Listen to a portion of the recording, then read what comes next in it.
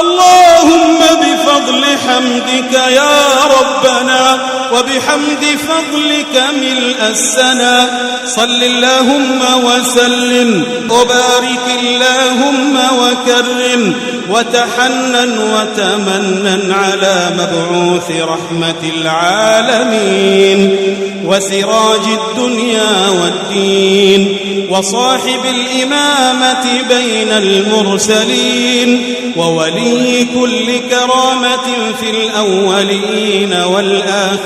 والآخرين اللهم حقنا بفضل الصلاة عليه فرجا إذا ضاق على عبادك الخناق ويوم ترفع الأقلام وتجف الأوراق